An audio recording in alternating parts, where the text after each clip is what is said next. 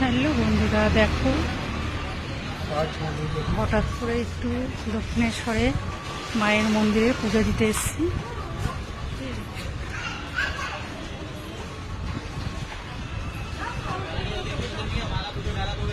তো দেখো অনেকদিন বাদে এসেছি, আসবো আসবো করে আর সময় হচ্ছে না।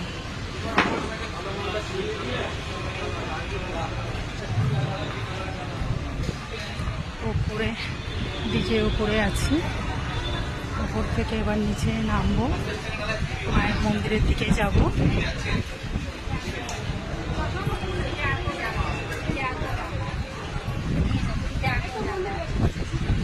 এখানে সবাই বলে মায়ের মন্দিরে যাবে, ডালা নিয়ে যাও পুজো দেওয়ার জন্য। তো আমরা বলি যে এখন স্নান করব, গঙ্গা স্নান করে তবে মায়ের পূজা দেব।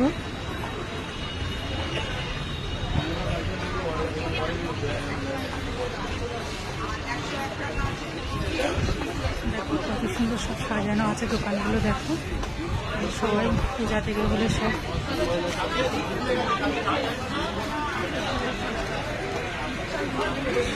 সবাই ডালা নিচ্ছে। দেখো